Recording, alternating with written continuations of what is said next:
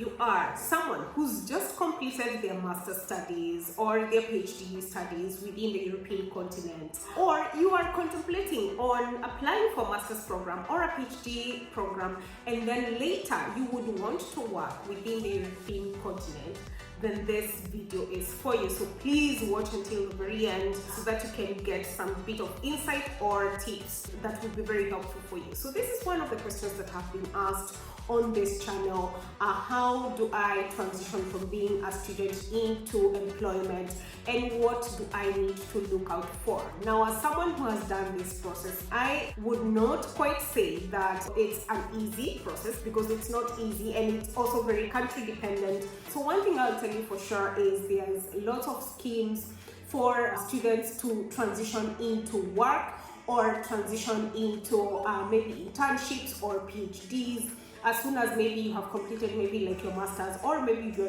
undergraduate. But this process is not easy.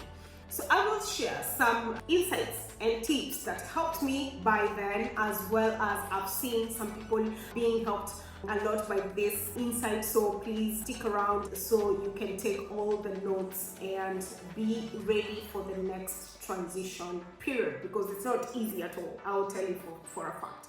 So one of the things that you need to realize is that by the time you are completing your studies, you would need to have already at least learned about the immigration issues in the country that you're interested in within the European continent. So this could be any one of the member states in the European continent. And what you need to do is to check what are the requirements for me to change from a student visa into a work visa. So once you check the process and see whether it's something that can be done, then you can concentrate on that particular country and then start applying for jobs in that country. So you need to do this at least a few months before maybe your scholarship or your program ends, so that you're not rushing at the very last minute and you're stranded and wondering what next, and maybe you do not have any more funding from your scholarship to help support you, and maybe you don't even have that type of help that you need, especially when you're transitioning from being a student into someone who is working in whatever the country. So one of the things is to make sure you know and digest the requirements that are needed for you in that particular country, and make sure that you understand pretty much everything so that you're not rushing at the very last minute, honestly speaking.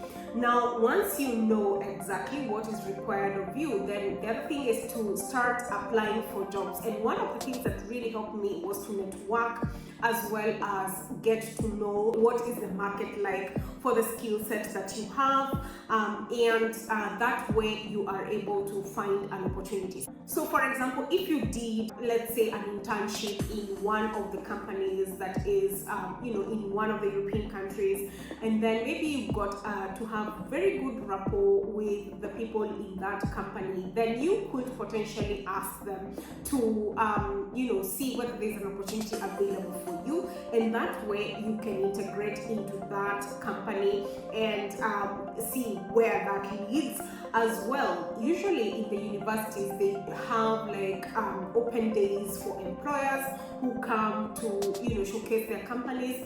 Attend those ahead of time and create rapport, network with the right people, the recruiters, and get to understand exactly what type of skills that they are looking for, which, if for example you're a good fit, then they could pick you up for.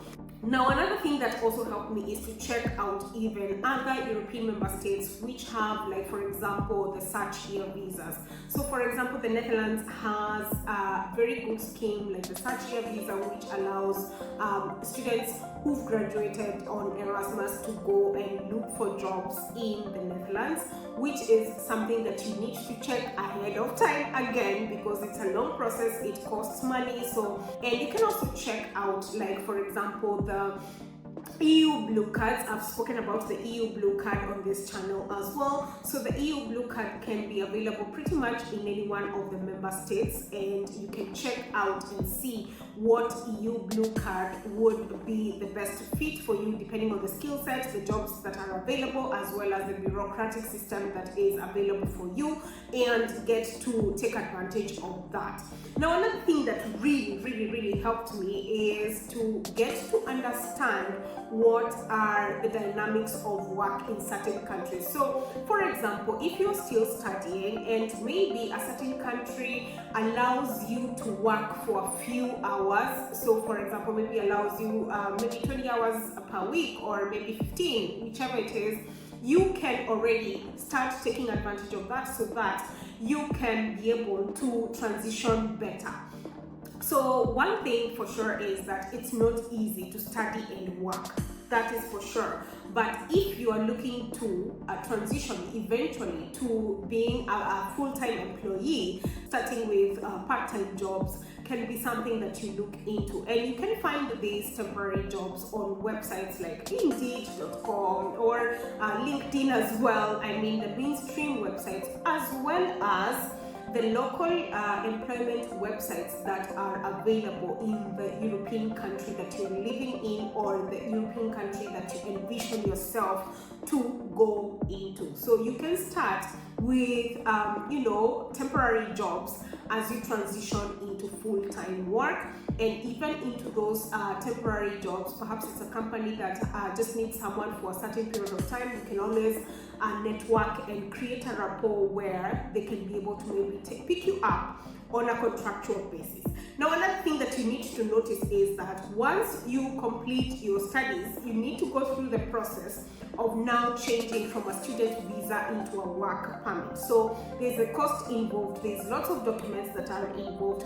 Personally, I had to show my degree certificate, my passport, as well as the criminal record from Kenya as well, criminal record from Portugal as well. So there was quite a lot of documents that were needed, that I needed to check out ahead of time so that I am not rushing at the very last minute. So one thing that you need to check and be very vigilant about, even before you finish your studies, is what type of documents do I need to change from a student status to an employment status. And this would go down into things like the tax numbers, to social security, as well as other documentation, contracts for jobs, and so on and so forth. So these are things that you need to be very vigilant about, because they take time, they cost money. You would need to have a good headspace for you to complete all this documentation, so that you're also in line with your work, and so on and so forth. So it is quite an uphill task,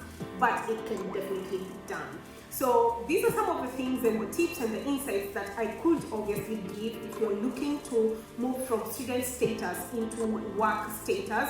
It's very dependent on the country that you are in, or the country that you are looking to go into. I would say maybe it's easy for you to transition into the country where maybe you hold residency, so that because you already know the processes maybe of that particular country, and you already have the residence card of that country, and now you can change into work status, depending on the ease of it, depending on the immigration laws and rules and all that kind of thing. So make sure that you read ahead of time. What I can say is, doing these things way ahead of time helps you a lot to put you on edge when it comes to the transition period. So I do hope for all the best for you as you transition into the next phase. And once again, if you have any questions, please feel free to comment, and I'll be more than happy to answer you. Until next time, bye.